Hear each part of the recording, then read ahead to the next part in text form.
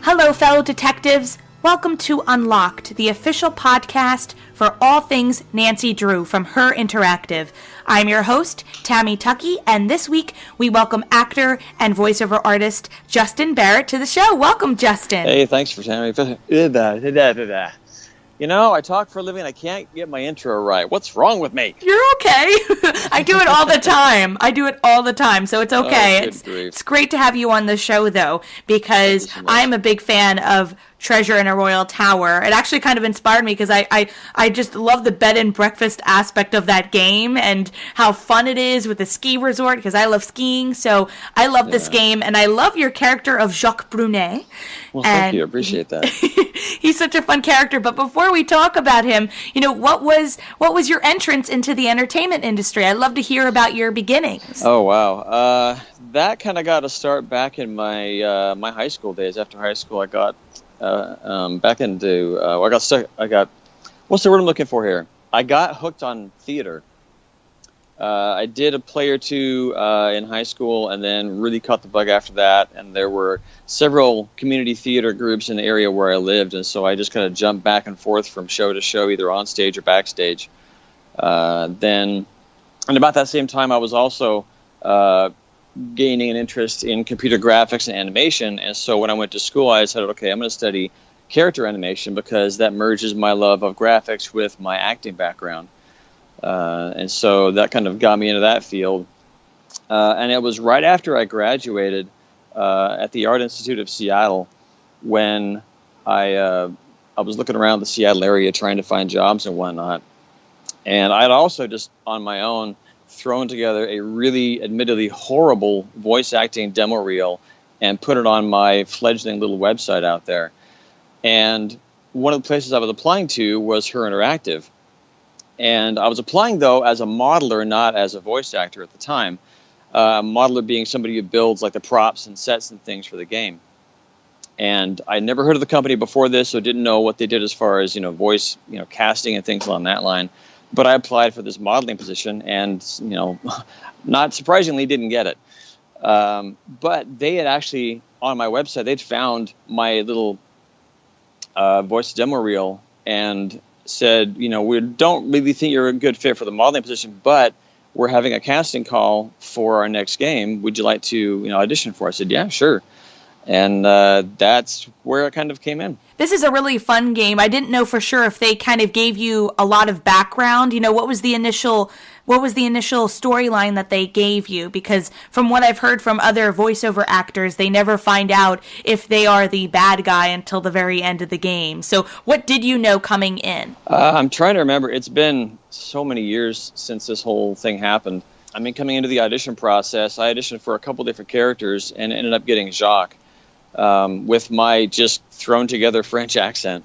I'm trying to remember. I don't think they gave me much info as far as good guy, bad guy, because the recording process, I'm not even sure it was a linear process, like front to back, because the game could take so many different directions and twists and turns that each scenario that the player enters can have multiple outcomes. And so I'm recording lots of different lines depending on the choices the player makes. They hear different lines coming from each character.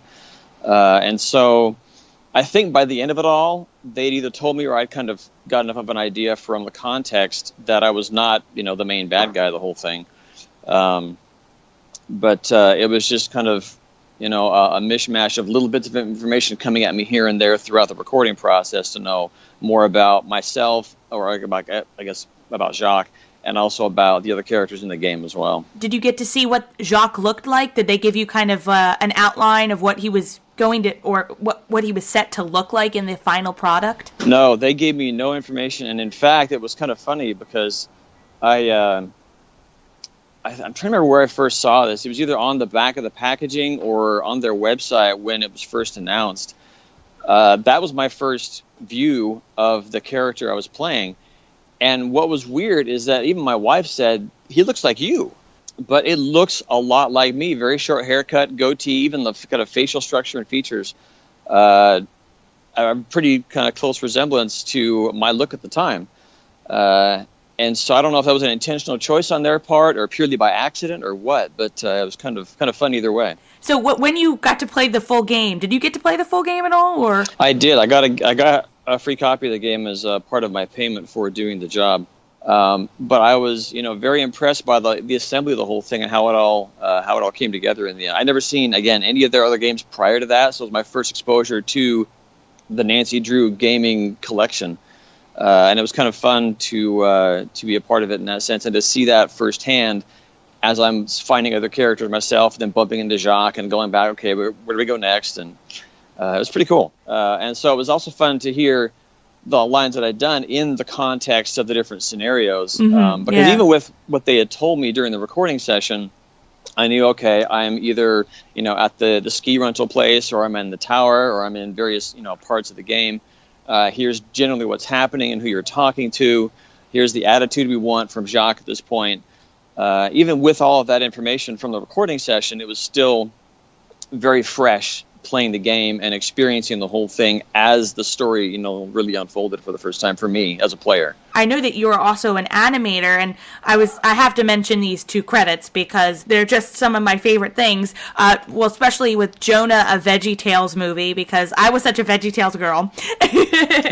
So you were an animator on this film. I remember seeing it in the movie theaters, and I loved it. So what specifically did you work on for that film? The way they cast the different shots in that film, it was usually in groups.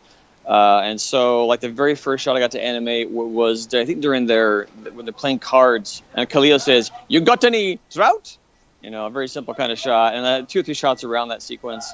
I got to animate the French peas, the fish slapping peas in the kind of the Nineveh, the courtyard area just outside after Pa Grape and Mr. Lunt and Larry get kind of turned away from Nezer's cheese curl stand there, and then you see the guy over sniff the fish. So the last couple shots of that with the guys, the pirates, over to the fish slapping, and then the last shot I did was right after Larry says, "Oh, Ninevites," and we turn, we see Jonah coming in on his camel.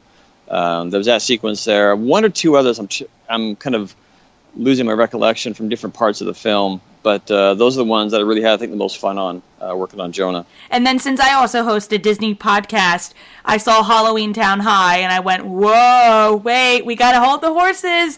We have to talk about Halloween Town. So, you're an animator, supervising animator in this project.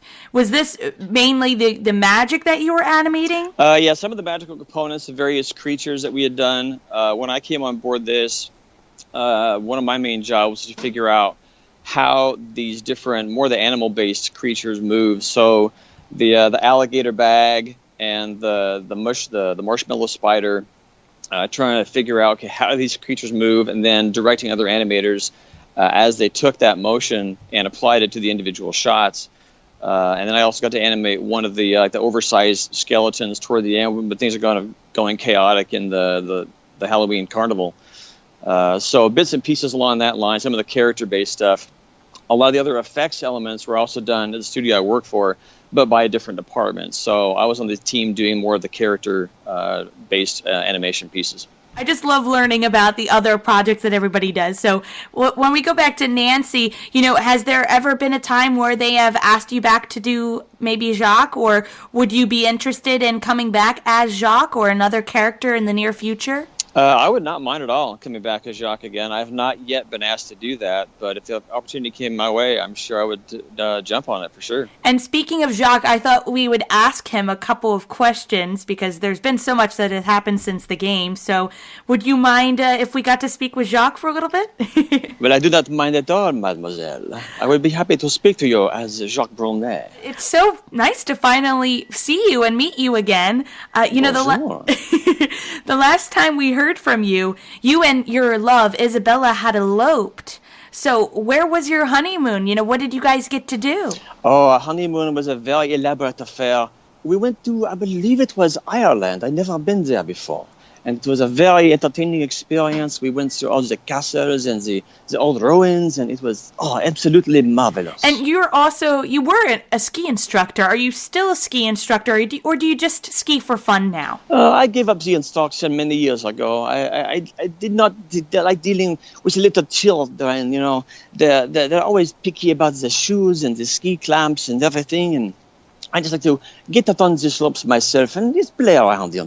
Now, did you get a chance to read Marie Antoinette's journal? Because when you were at the Wickford Castle ski resort, Nancy had found this special journal of Marie's, and Professor Hotchkiss had translated the journal into a book. So did you get a chance to read it yourself? Oh, I'm trying to recall if I'd seen that.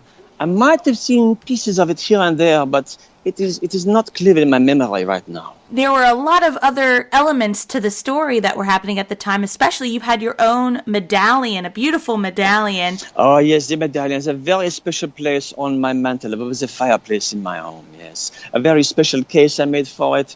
And yes, I look at it very often and have fond and interesting memories of my days at the castle. Well, Jacques, I can't thank you enough for talking with us today. I hope that you and Nancy get to run into each other at some point later down the line, and maybe a next adventure or a next game. Yes, that would be very nice. And scene. I don't know how to do a French accent, but you do one so perfectly. Were you inspired by Mighty Python? I'm not sure where that accent came from. It's just something that I just threw together. Really, I didn't really use a whole lot of reference even at the time that I recall. Like when I did the audition, I just kind of dug into my brain and said, okay, what is a French accent? What kind of sounds they make, and how do you do that? And just kind of went for it. And then they guided me through some additional bits and pieces of it during the recording session itself, because from what I was told anyway, the producers and directors all actually speak French.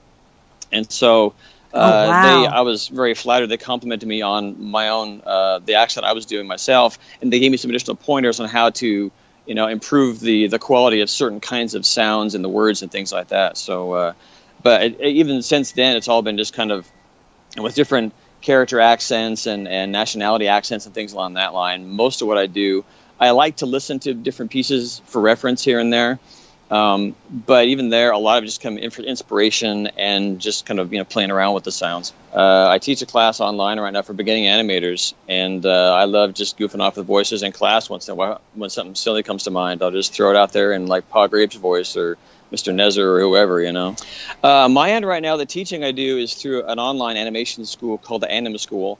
I've been teaching their Intro to Maya class for about 4 years now. And having a good time doing that. And that is just animschool.com. My own website where you can see some of my old animation pieces and some VO stuff that I've done is justinsbarrett.com. My middle initial S as in Spencer. A lot of my other current projects, though, unfortunately are under wraps, and I can't talk about them for various confidentiality reasons. I really, really wish I could. It's super fun work to be doing. But the people I work with really ask me to be confidential and keep it kind of tight-lipped, as they say. So I wish I could tell more about that, but sadly I cannot. Well, thank you so much for coming on the show, Justin. And my final question is, if you could describe your experience working for Her Interactive with one word, what would it be? That word would be marvelous.